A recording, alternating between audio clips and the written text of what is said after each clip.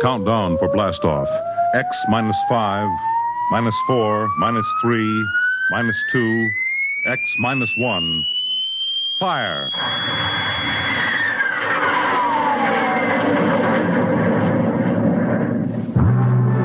From the far horizons of the unknown come transcribed tales of new dimensions in time and space. These are stories of the future. Adventures in which you'll live in 1,000,000 could-be years, on 1,000 maybe worlds.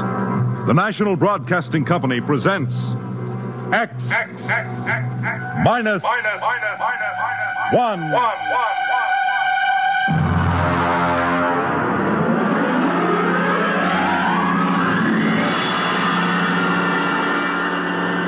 Tonight's story, Mars is Heaven.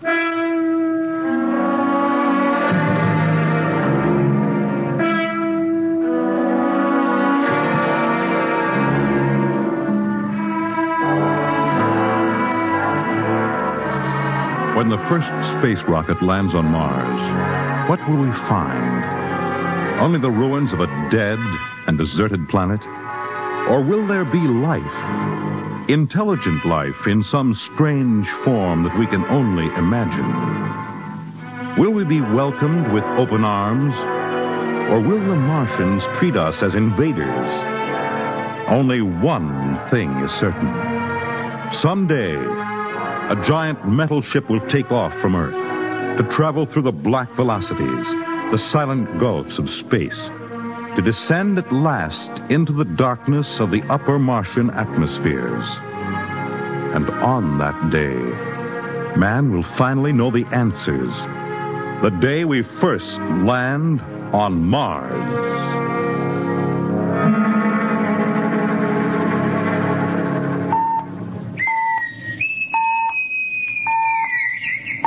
Now hear this. Now hear this. Approaching critical deceleration. Fasten gravity suits. Stand by to land. There it is. We've intersected the course vector, sir. All right, Mr. Lustig. Over to manual control. Aye, sir. Masters, sound general quarters. Aye, sir. Mr. Lustig, what do you make of the terrain? There seems to be a heavy ground, Miss Captain. We won't be able to use the infrared lights. And we'll have to come in on radar. Isn't that a little risky, sir?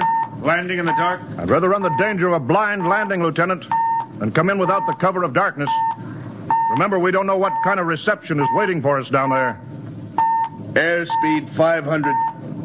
Altitude now 4,000. Bridge to engine room. Stand by for deceleration. Fire forward tubes 1 and 3.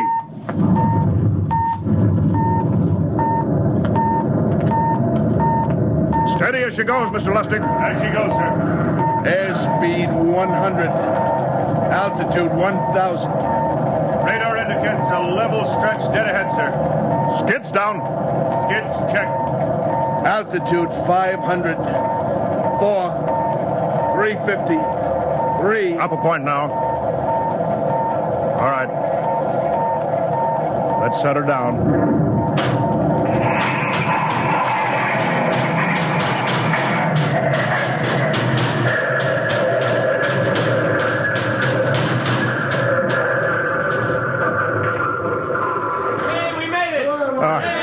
Cut the power. Masters, pipe battle stations. Aye, sir. All secured, sir. Well, gentlemen, we're now on Mars. April 20th, 1987. 4:33 Greenwich time. Enter that in the log, Masters. Aye, sir. Well, gentlemen, it's less than 2 hours till dawn. As soon as it's light, we'll send out a landing party. Masters, get me an all-over hookup. We're all set, Captain. Now hear this. All right, men. The smoking lamp is lit. Well, we're on Mars. The first man shipped from Earth to land here. We don't know what we're going to find or what dangers we may face. We're 17 men on an alien world, and it's up to us whether we ever get home again. The next few hours should tell the story. And I want instant obedience to all commands. I'll court-martial the first man who doesn't jump to when he's ordered. And one other thing. We may be on Mars, but this is still a United States naval vessel. Officers will conduct a personal and weapons inspection in 1 hour. That's all. An inspection, Captain? Now? Mr. Lustig, we've got an hour and a half to sweat out before we find out what's outside that airlock. I'd rather have a man worried about his stripes than about what's waiting outside on Mars.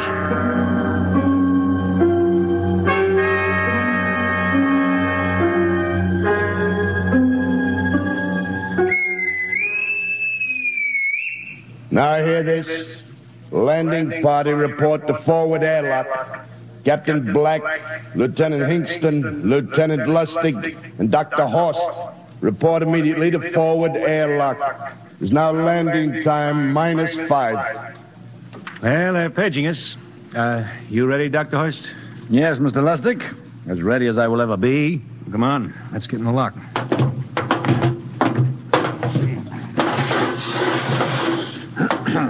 Hingston, Lustig, and Horst reporting in the airlock.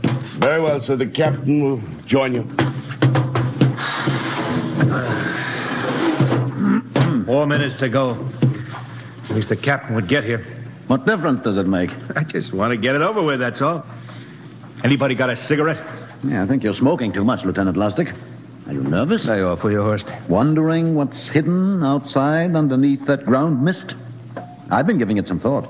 It'll be very interesting to find out. A very unusual planet, Mars. Why? It has an atmosphere. A wonderful thing, an atmosphere. Where you find one, you find life. You mean Martians? What do you think they'll look like? Who knows? Intelligent life can take many forms. You mean they may have green skins and eyes on stalks or something? The comic book conception is possible, of course. Or they may have developed far beyond us. Perhaps they have a science that can produce weapons far more dangerous than our atomic missiles. You think we may have to fight our way out? After all, we are invaders. Now hear this. Landing time -2. All right. We heard this. You know what I'd like to find outside that airlock? Good old Illinois. Ever been there, Lustig? Only Chicago. Well, you ought to see my hometown. Green lawns, big white houses. Sounds like my hometown. My grandmother used to have one of those iron deer on the lawn. Every Halloween, we'd paint another color. One time, we painted it black and white like a Holstein cow. Where does your family live, Dr. Horst? I have no family. When I was a child, they were gassed to death in the Dachau concentration camp.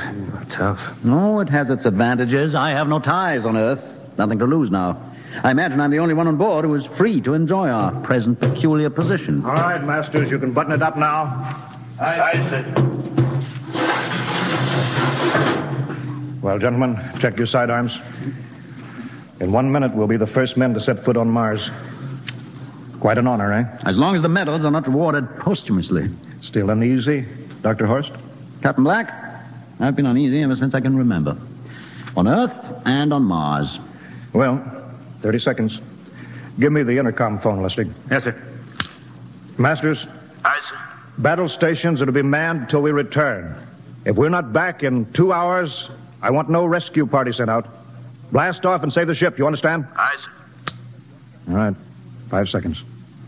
4, 3, 2, 1. Lustig, open the outer airlock. Aye, sir.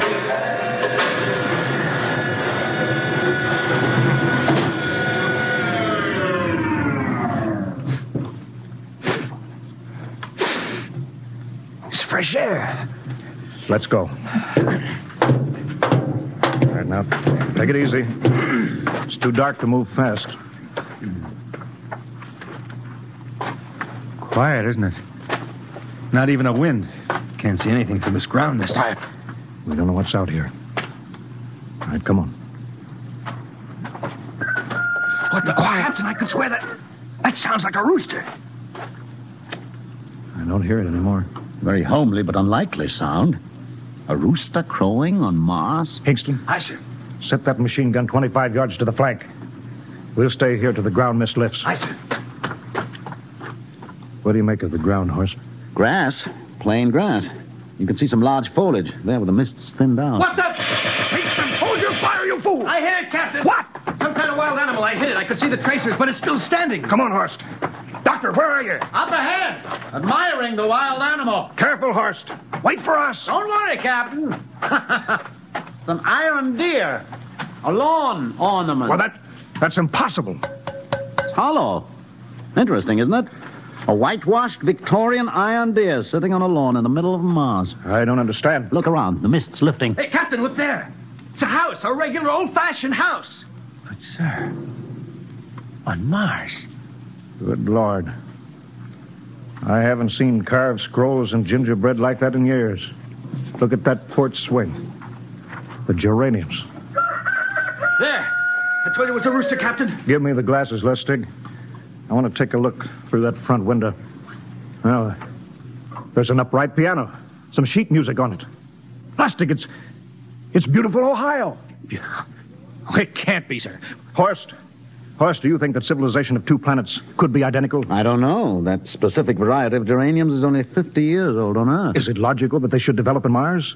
How about that porch swing and the piano and beautiful Ohio? Why, it's impossible. Captain Black, this looks like the town I was born in. Well, it looks like my hometown, too. I've thought of something, sir. It's the only solution. Maybe we're not the first ship to reach Mars from Earth. Don't be ridiculous, Lustig. Oh, how else can you explain it? Suppose some scientists got together. They invented some spaceship and planted a colony here. That's the only answer. That's impossible, Lustig. Been space travel, it couldn't be secret. Do you have any idea what ships cost, what industrial power is needed? No, there's got to be some logical reason. I think perhaps we might find out, Captain. The light just went on in that house. Kingston, cover that door with the machine gun. Aye, sir. All right, come on, Horst. We're going to ring that doorbell. There's got to be a scientific answer to all this.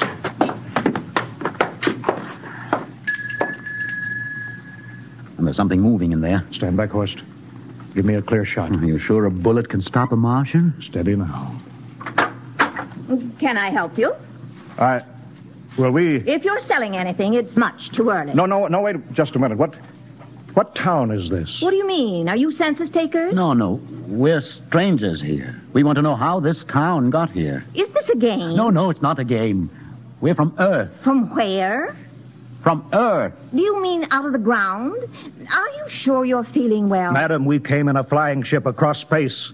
We're from the third planet Earth. This is Mars. Now do you understand? Mars. You go away now, you hear? I'll call my husband from upstairs and he'll chase you. Go on. But this is Mars, isn't it? This is Green Lake, Wisconsin, in the United States of America. Bounded on the east by the Atlantic and on the west by the Pacific. Now go away. Goodbye. Horst, do you suppose it's really possible? I've got to find out more about this.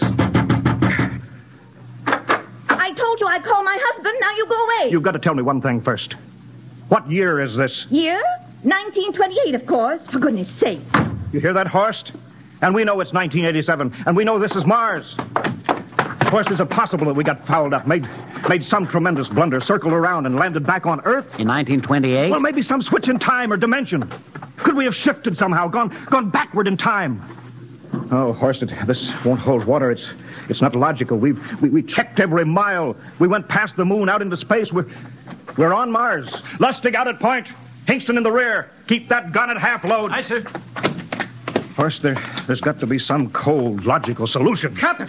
What? That house down the street, the white one with the green shutters. Lustig, what's the matter? I never thought of... Thank God! Lustig, come back here. He's running for that house. That crazy fool, after him, quick. Lustig, stop! Come down off of that porch. Grandpa! Lustig, what the devil do you think you're doing? Albert!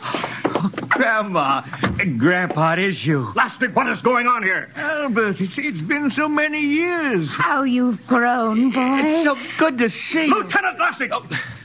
Captain, Grandma, I want you to meet my friends. This is Captain Black.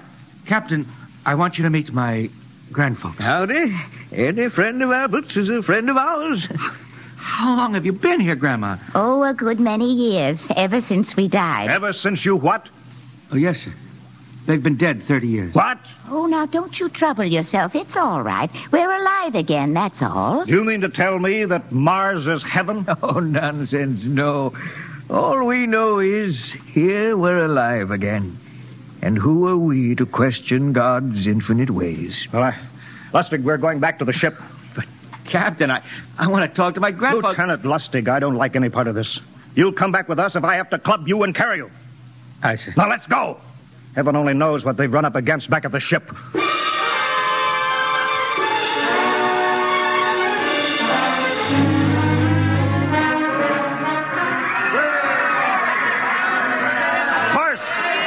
Crowd around the ship. Looks like we're being welcomed with a celebration, Captain. Celebration? They've abandoned ship. Every port is open. No guard set. You masters! Hiya, Captain. Meet my old dad. Dad, that's Captain Black. He's not a bad guy for an officer. Higston! What's it? Bring that band back. Use force if you have to. Excuse me, sir. There's my Uncle George. Higston! I'll be right back, Captain. Uncle George.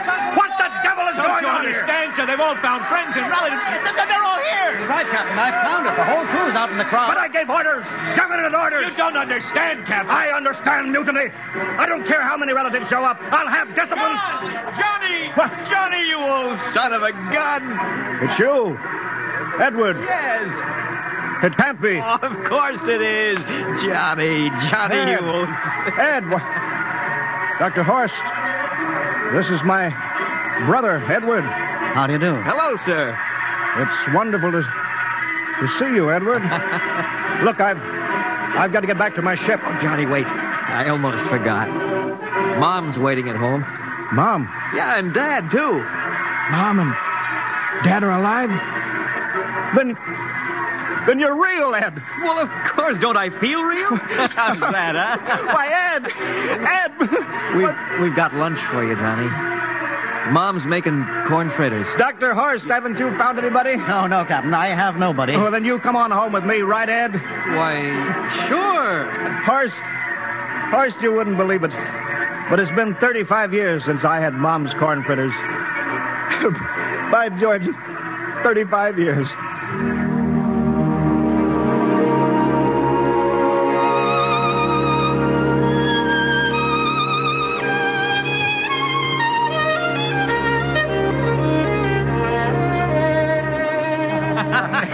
And there's plenty more in the kitchen, so don't hold back, Johnny. You too, Dr. Horst. Well, Johnny, you're still in the Navy, huh? That's right, Dad. I'm in command of the ship. We're an old Navy family, Dr. Horst. All three of our boys in the service. Yeah, Ed was the best pilot in the Pacific, too. What did happen, Ed? What's the difference? I'm here now. Yeah, but... You know, it's almost perfect. All we're missing is your brother Will. Then the whole family could be together. Well, it won't be long, Mom. Will's in charge of the XR-54. Next rocket coming out to Mars. Oh. Well, little Will. When does he leave, Johnny? Well, the takeoff's scheduled for September, but it depends on what we report. Oh, yeah. There's no question about that now, huh? No. Christmas together again. That'll be something. Sure will, yes, sirree. Well, this calls for a celebration. How about a little of the old dandelion wine, eh, Johnny? Now, Father, don't you go giving Johnny too much wine. He's a big boy now, Mother. Well, sir, isn't everything just fine? Just fine.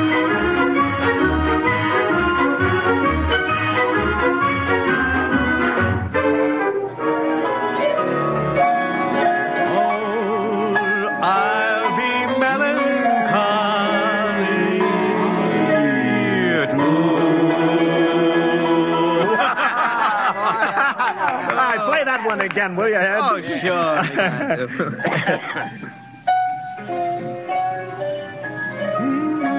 Well, Dr. Horst, what are you doing sitting over here alone?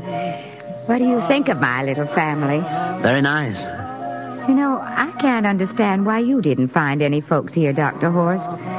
It's just a shame everybody else is so happy. Well, I never remembered my family, Mrs. Black. All I know is they were gassed at Dachau during the Second World War. When I was liberated, I was in delirium 3 months. I cannot remember anything before then.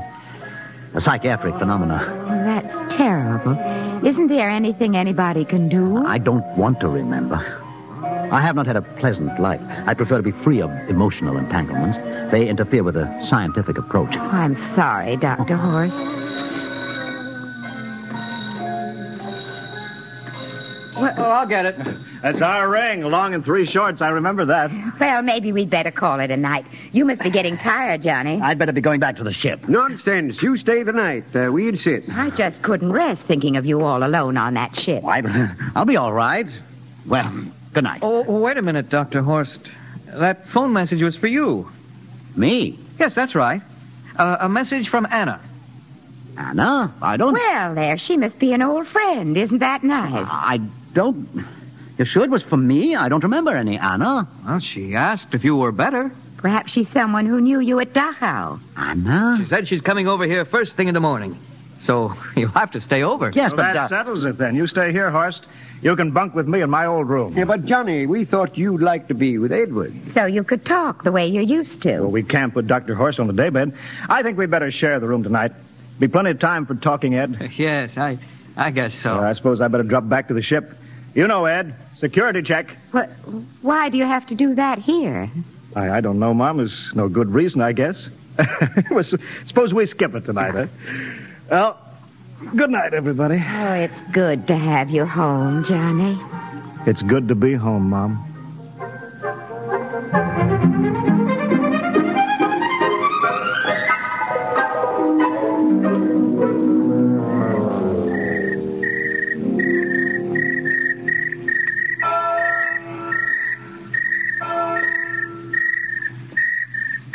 Captain Black.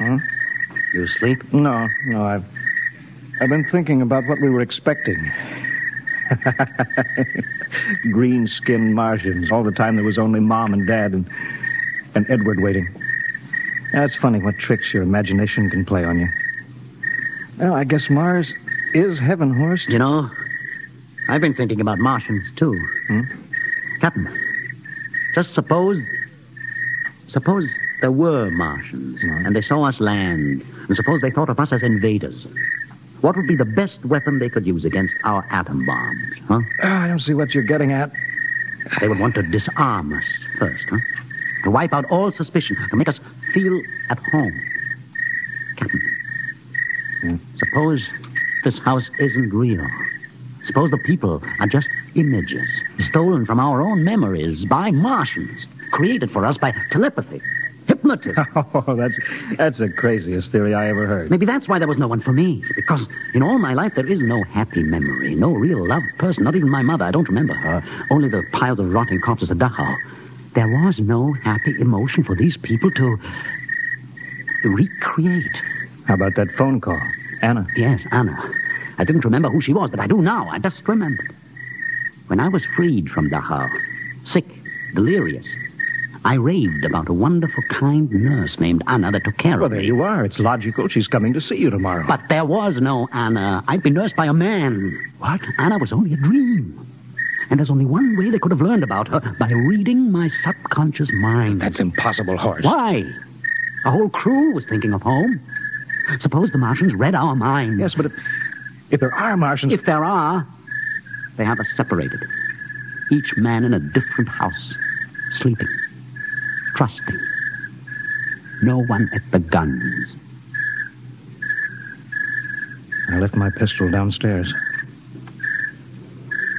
Do you think there's something to this, Horst? It's a perfect trap, Captain. Who would suspect his own mother, his grandparents? How easy. Just a knife in the heart of each sleeping man. That's impossible, Horst. But we've got to get back to the ship. Listen.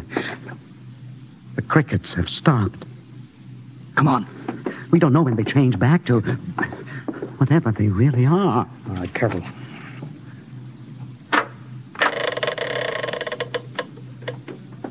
Where are you going, John? Ed, we wanted a drink of water. That's all, Ed. You're not thirsty, John. You don't want a drink. Look out!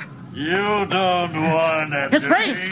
It's changing! He's a Martian! Run, Horst! Run! You can't get away, John. This way, Horst! Horst, where are you?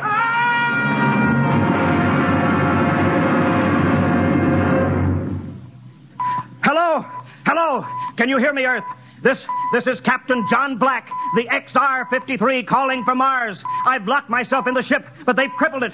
I can't take off or fire the guns, and they're coming for me now, the Martians. I'm all alone here. All the rest are dead. Hinkston, Lustig, Dr. Horst. Poor Horst, he didn't even reach the door. Listen.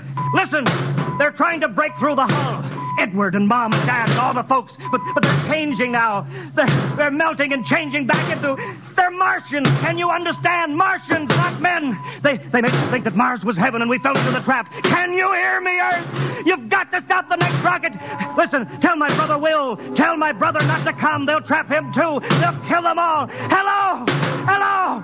Can you hear me, Earth? This is John Black on Mars. Hello, Earth. This is John Black on Mars. Hello, Earth. Hello, Earth.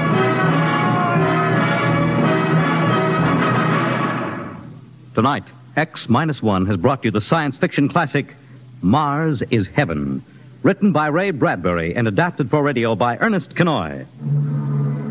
Featured in the cast were Wendell Holmes as Captain Black and Peter Capell as Dr. Horst, with Bill Zuckert as Masters, Bill Lipton as Hingston, Margaret Berlin as the old lady, Bill Griffiths as Edward, Ken Williams as Lustig, Ethel Everett as Mom, and Edwin Jerome as Dad.